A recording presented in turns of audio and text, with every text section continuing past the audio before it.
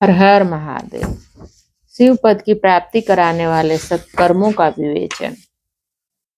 जो मनुष्य भगवान शिव के लिए फुलवारी या बगीचे आदि लगाता है तथा शिव के सेवा कार्य के लिए मंदिर में झाड़ने बुहारने आदि की व्यवस्था करता है, वह इस पुण्य कर्मों को करके शिव पद प्राप्त कर लेता है। भगवान शिव के जो काशी आदि क्षेत्र हैं, उनमें भक्ति पूर्वक नित्य निवास करे, वह जड़ चेतन सभी को भोग और मोक्ष देने वाला होता है।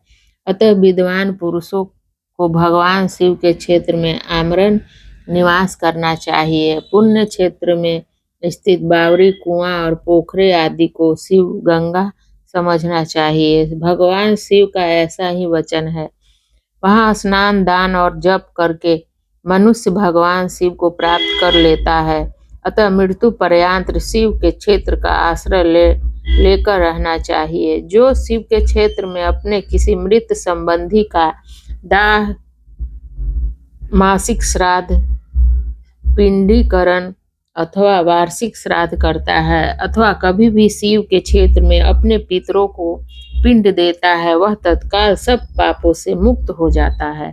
अंत में शिव पद पाता है अथवा शिव के क्षेत्र में 7, 5, 3 या एक ही रात निवास कर ले। ऐसा करने से भी क्रमशः शिव पद की प्राप्ति होती है। लोक में अपने अपने वर्ण के अनुरूप सदाचार का पालन करने से भी मनुष्य शिव पद को प्राप्त कर लेता है।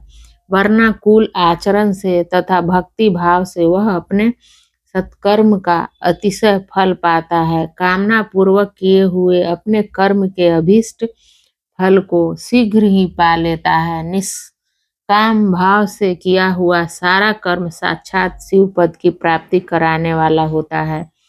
दिन के 3 विभाग होते हैं, प्रातः, मध्याह्न और शाम काल। इन तीनों में क्रमशः एक एक प्रकार के क्रम का संपादन किया जाता है। प्रातः काल को शास्त्र विहित नित्य कर्म के अनुष्ठान का समय जानना चाहिए।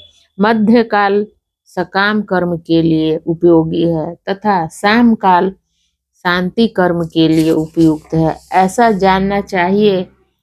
इसी प्रकार रात्रि में भी शाम समय का विभाजन किया गया है। रात के 4 प्रहरों में से जो बीच के 2 प्रहर हैं, उन्हें निशीथ काल कहा गया है। विशेषतः उसी काल में ही की हुई भगवान शिव की पूजा अभीष्ट फल को देने वाली होती है। ऐसा जानकर कर्म करने वाला मनुष्य यथोक्त फल का भागी होता है। विशेषतः कलयुग में कर्म से भी फल की सिद्धि होती है। अपने अपने अधिकार के अनुसार ऊपर कहे गए किसी भी कर्म के द्वारा शिव आराधना करने वाला पुरुष यदि सदाचारी है और पाप से डरता है, तो वह उन कर्मों का पूरा पूरा फल अवश्य प्राप्त कर लेता है।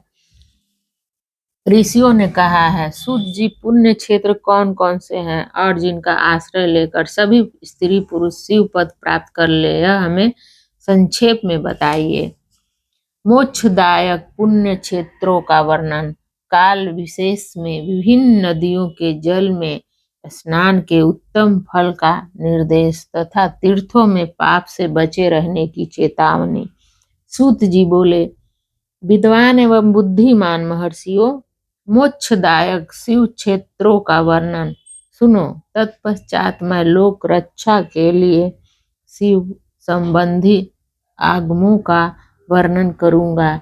पर्वत, वन और कानों सहित इस पृथ्वी का विस्तार 50 करोड़ योजना है।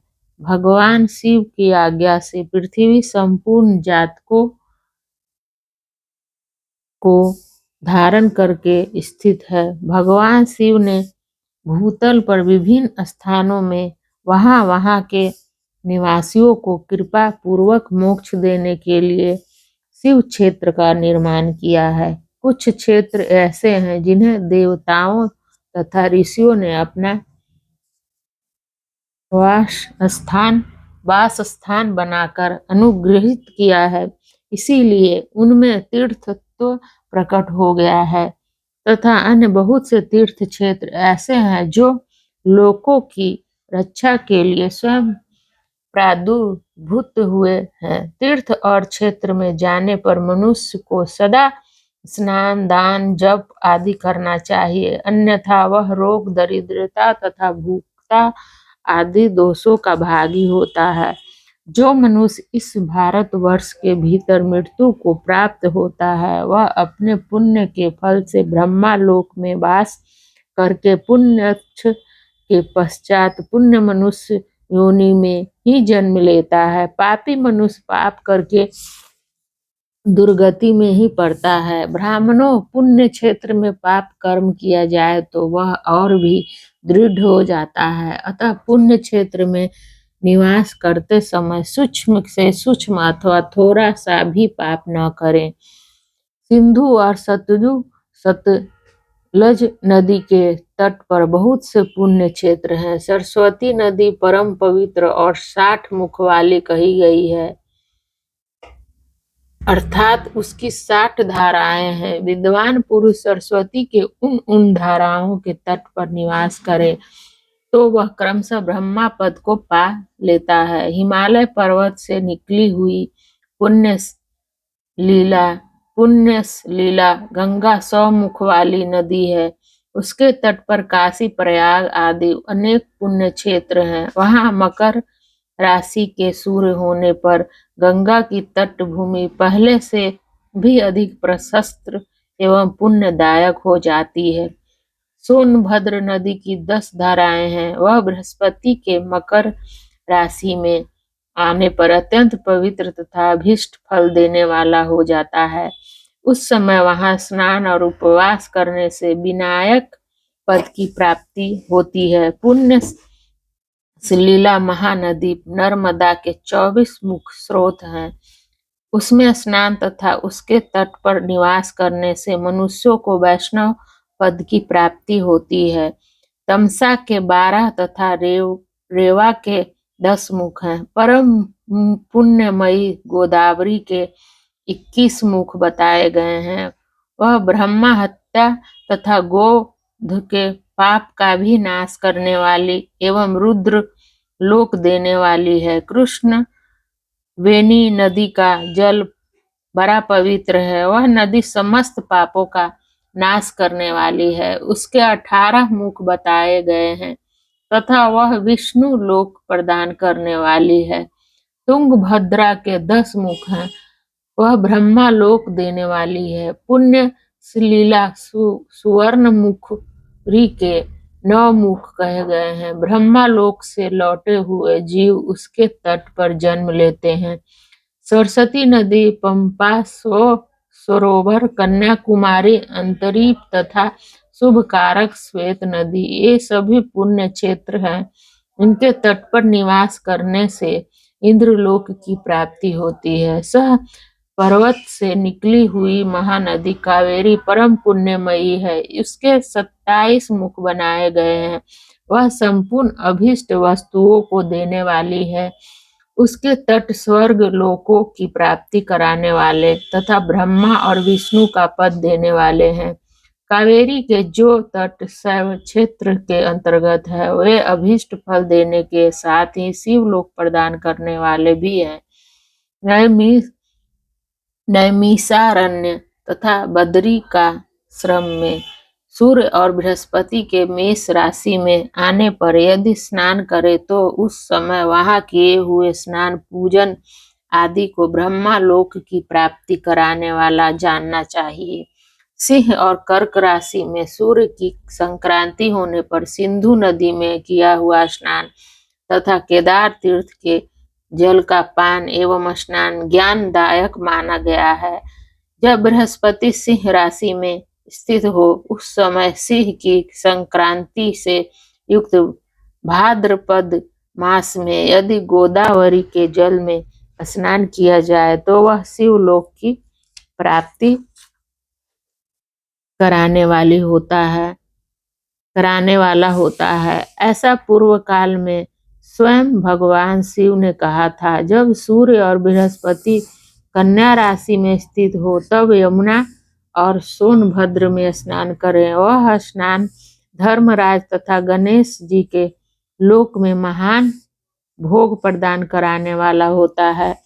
यह महर्षियों की मान्यता है। जब सूर्य और बृहस्पति तुला राशि में स्थित हो, उस समय कावेरी नदी में स्नान करें। वह स्नान भगवान शिव के वचन की महिमा से संपूर्ण अभीष्ट वस्तुओं को देने वाला माना गया है। जब सूर्य और बृहस्पति वृश्चिक राशि पर आ जाए, तब मार्गशीर्ष अगहन के महीने में नर्मदा में स्नान करने से श्री विष्णु लोक की प्राप्ति हो सकती है। सूर्य और बृहस्पति के धनु राशि में स्थित होने पर सुवर्ण मुखरी नदी में किया हुआ स्नान शिवलोक को प्रदान कराने वाला होता है। जैसा कि ब्रह्मा जी का वचन है, जब सूर्य और बृहस्पति मकर राशि में स्थित हो, उस समय माघ मास में गंगा जी के जल में स्नान करना चाहिए। ब्रह्मा जी का कथन है कि वह स्नान शिवलोक की प्राप्ति कराने वाला होता है। शिवलोक के पश्चात ब्रह्मा और विष्णु के स्थान में सुख भोगने पर अंत में मनुष्यों को ज्ञान की प्राप्ति हो जाती है। माघ मास में तथा सूर्य के कुंभ राशि में स्थित होने पर फाल्गुन मास में गंगा जी के तट पर किया हुआ श्राद्ध, पिंडदान अथवा तिलोदक दान पिता और नाना दोनों कुलों के पितरों की अनेकों पीढ़ियों का उद्धार करने वाला माना गया है। सूर्य और बृहस्पति जब मीन राशि में स्थित हो, तब कृष्णवेणी नदी में किए गए स्नान की ऋषियों ने प्रशंसा की है। उन महीनों में पूर्वोक्त तीर्थों में किया हुआ स्नान इंद्र पद की प्राप्ति कराने वाला होता है। विद्वान पुरुष गंगा अथवा कावेरी नदी का आश्रय लेकर तीर्थवास करें। ऐसा करने से तत्काल किए हुए पाप का निश्चय ही नाश हो जाता है।